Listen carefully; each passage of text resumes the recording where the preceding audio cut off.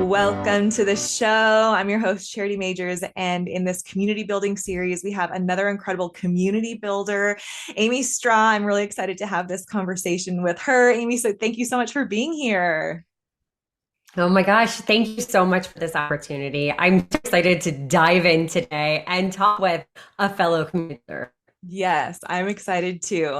I'm going to read your bio and then we're going to dive on into the conversation here. So, for those of you guys listening that you don't know Amy, Amy Traugh is a business coach. She is the host of the Motivated CEO podcast and founder of the Moms on a Mission, which is a community of moms working together to change the narrative that you have to choose between running a successful business and being a thriving mom.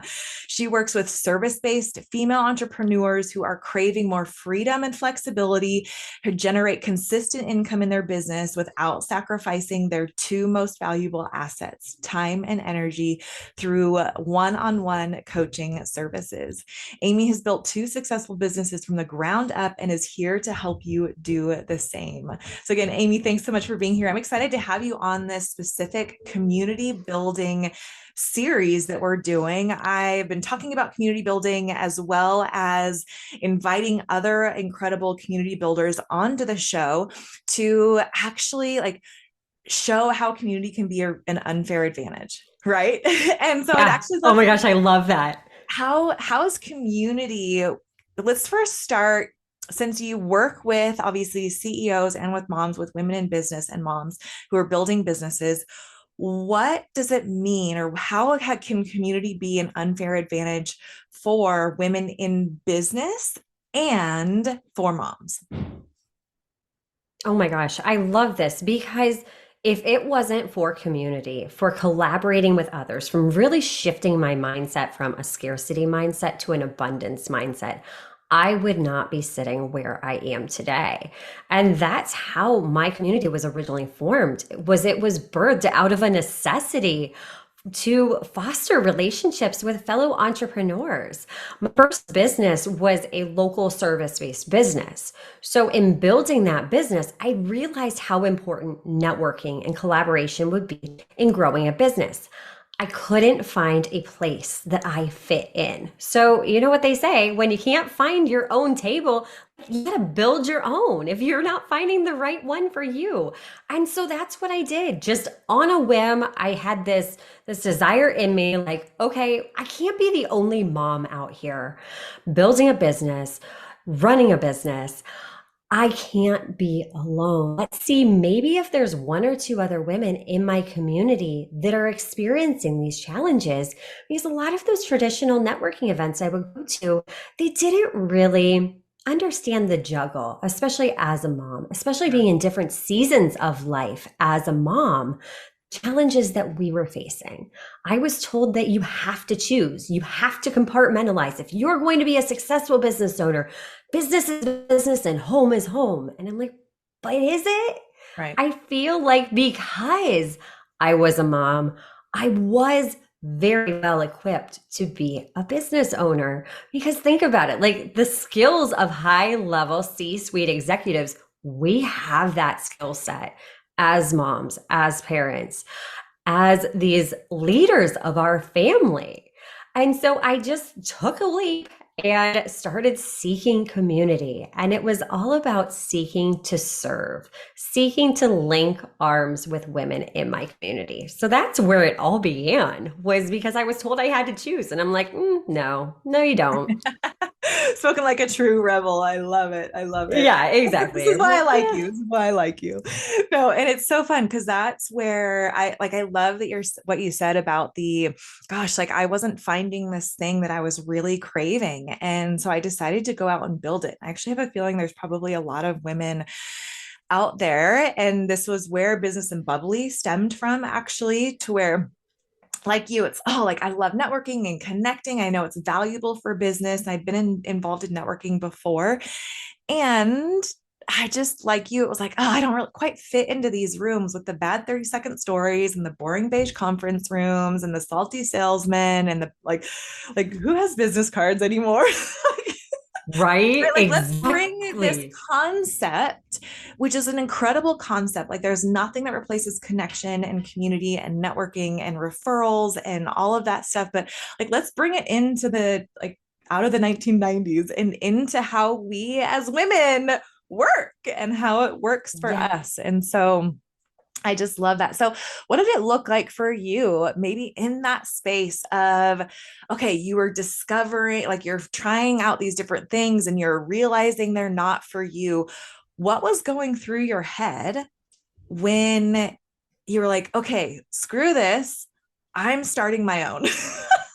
Like, what was Yeah. that? Like, what was your heart posture? What was like going through your head as far as, okay, like this isn't it. And I am willing to take the risk. I am willing to build this thing as it flies. I am willing to create this thing that I'm in hopes and belief that I'm not the only one that's craving this. Right. Exactly. And I think you were spot on with how you described it, the old way of networking. It's the very stuffy, like beige conference rooms, handing out business cards. You all go in with your elevator pitch. And it's like, okay, but are these the people that I can really truly link arms with? Are Yeah. these the people that really understand what I'm going through?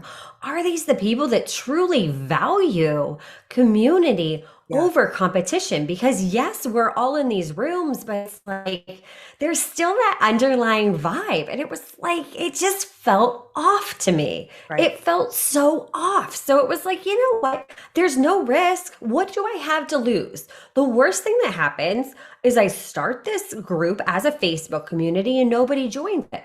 Okay, well, I'll know then at least. Well, there's no demand for it, and that's okay. Yeah. It's not a reflection of me. It's just showing that there's a demand. But what happened is I took that messy action. I'm like, I don't know the first thing about running a community, building a community. I don't know what I'm doing, but I was willing to be the person that raised my hand and said, okay, I'm going to go first. Yeah. I'm just going to see where this goes. And I just detached myself from the outcome, which is so important as a business owner that we learn how to detach. Because, yes, our heart is so in it and it gets so wrapped up because we want to serve. We genuinely want to make an impact on so many levels. But it was really having that courage and that bravery to be like, okay, I can't be the only one like this. And by me staying small and not going after this, what's that going to accomplish? Right. Nothing. Right. But hey, what could potentially happen? Like, what if it all works out, right? If we make that small mindset shift to, well, what if it was out? You know what? I can help the woman that I used to be, that was craving that community, that was craving those resources, that was craving people that get what she's going through. And Yeah. in doing so, it grew and it grew and it grew. And it's like, oh my gosh, this is just wild. We've hosted like 2 major in person conferences now. And just to look back at that journey, it's like if I hadn't made that brave decision to raise my hand and build my own, I don't know if I would be sitting where I am today. Yes, I love this. Now, I want to actually piggyback off of what you were just saying, because there is this interesting truth that lives in the tension of what you are talking about, which is so beautiful. And I am absolutely all about it. Like, I remember sitting in incredible conferences and, you'd see the speaker on stage, and something in my heart is like, I know that I am meant to do that. And, seeing these really great communities and these people that are building really amazing things. And you're like sitting there with your internal hand raised and saying, pick me, like, oh, I should be up there. I can totally be doing that. And there eventually comes a point where, right, like for me, and it sounds like it was for you, where it's like, okay, I'm sick of like waiting for an invite to somebody else's table and I'm going to make my own table. Right. So Yeah. there's this one end of the paradigm, because the truth, actually, what I believe is it lives in between two paradigms. And so, and then there's this other side of what it is that, and Business and Bubbly is in the middle of this too, right? Because it's like, I created Business and Bubbly to, because I got sick of waiting for an invite into other people's tables. And I also see this really interesting thing that's going on where women, they're creating these incredible communities, they're creating these incredible businesses, they have these beautiful hopes, these beautiful dreams, and they're doing it And what we're still doing is actually creating individual silos, right? Like it's this one little silo of a community in this one town, and it's this one little silo of this other place in this other business. And I'm like, gosh, like what is it? What would it look like for us as women to like join arms, to collaborate, to link arms, and actually like collaboratively build something bigger than what I could ever even build myself.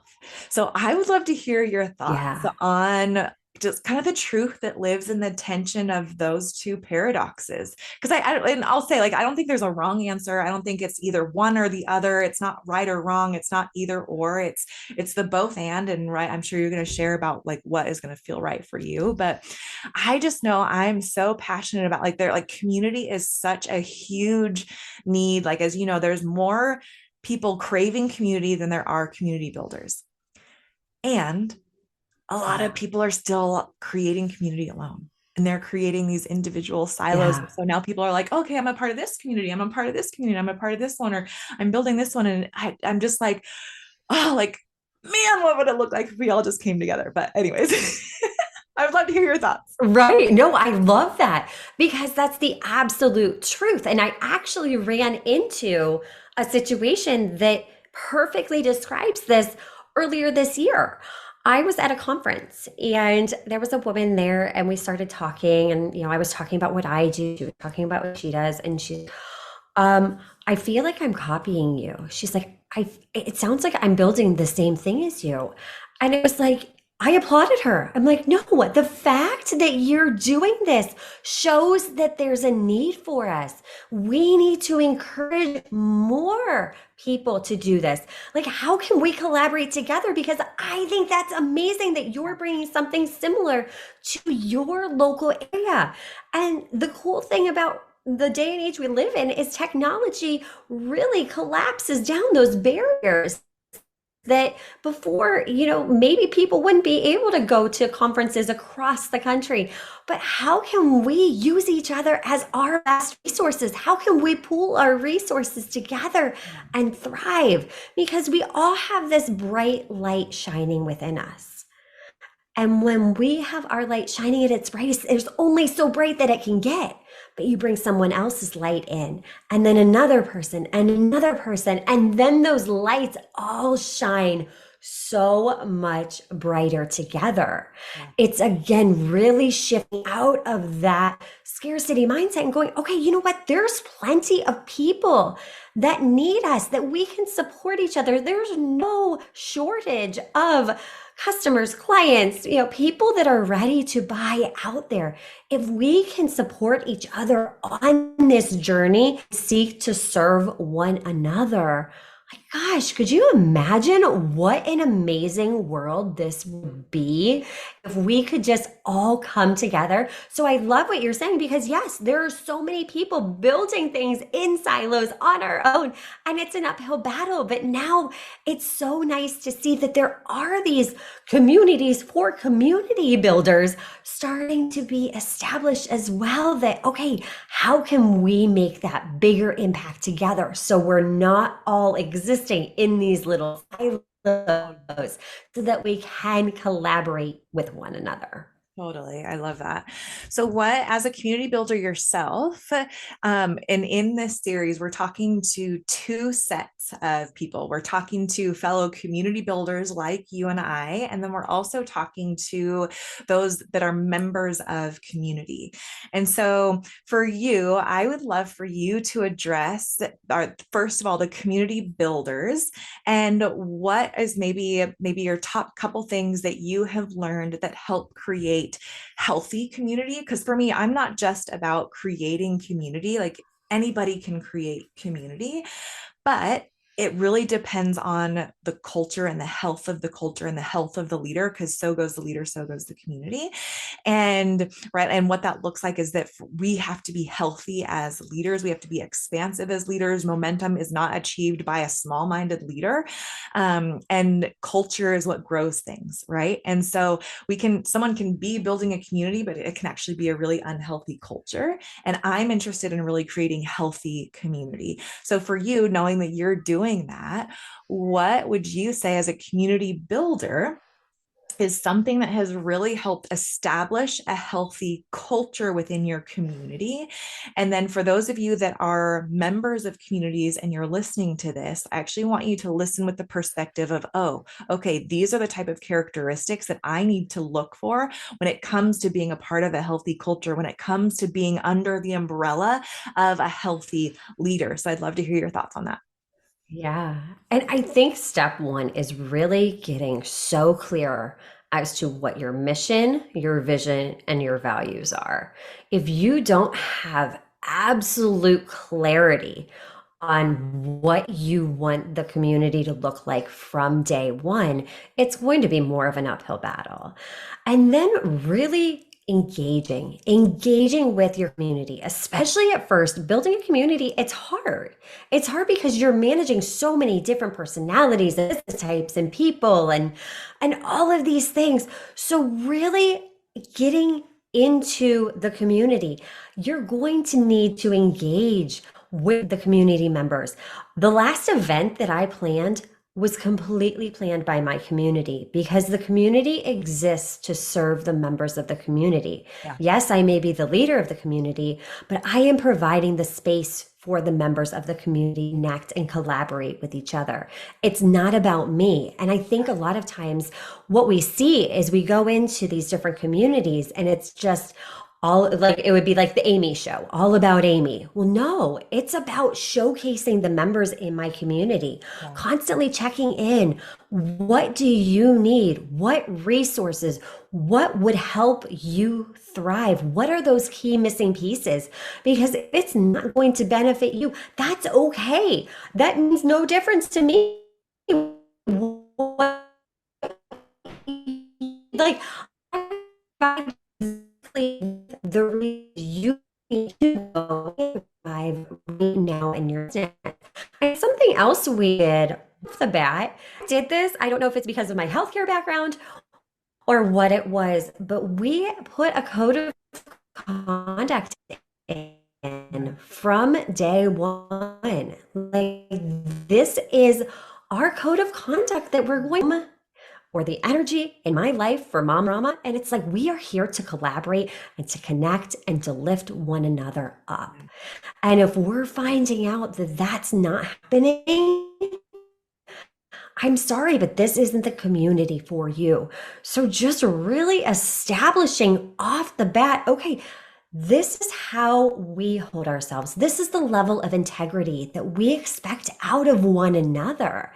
We hold ourselves to that standard. So, I know some people are like, oh, really? Like, that just sounds like too corporate, but it really has fostered from the get-go just that cohesive, like, okay, this is our mission and we're all on the same page. Yeah.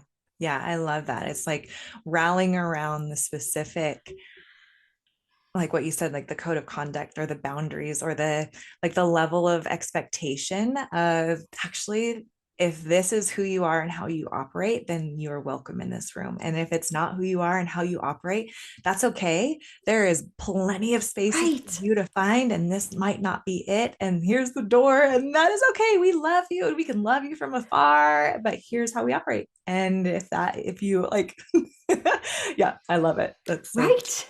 Right. Because you can have one person completely become toxic in a community very quickly. And that reflects on the community and it's their greater good. I think as community builders, we want to serve our members. We value our members. We value those relationships. So we need to make sure to maintain the integrity of the community. That is one of our primary jobs as the leader of the community.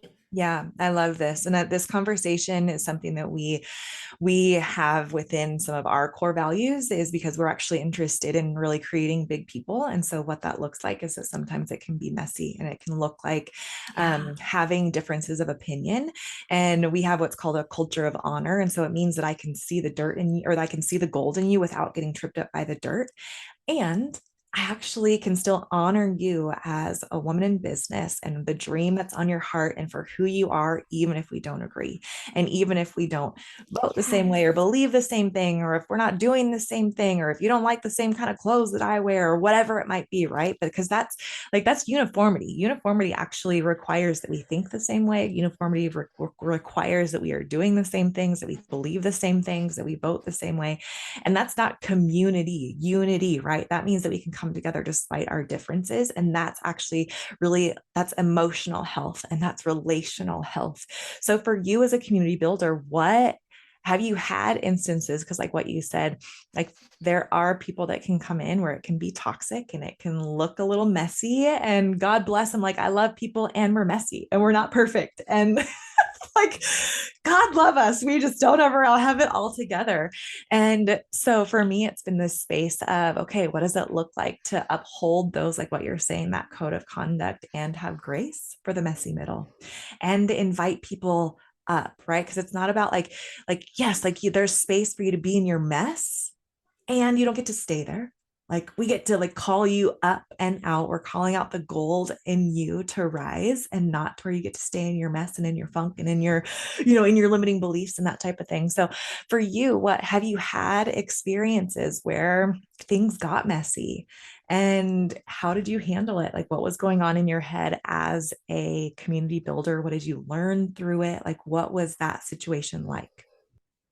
Definitely. And I think it happened more so at the beginning when you're navigating this, because I'm one of those people, I'm the same way. I love to see the golden people. Like I just come from like such a trusting place where I just always assume the best.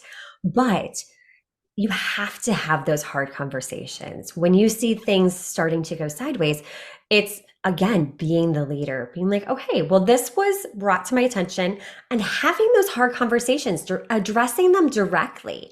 And again, it's coming from a place of love because there's two sides to every story. So I want to give both sides the ability to tell me what was going on. And that's where the code of conduct was born from, just Yeah. because it was like, okay, well, maybe we just weren't clear. Maybe it was on me. And I can use this to learn from. I can use this experience to grow from and really be even more clear of, okay, this is exactly what we're trying to foster. But again, it's stepping into that leadership role and having those hard conversations that we don't really like having.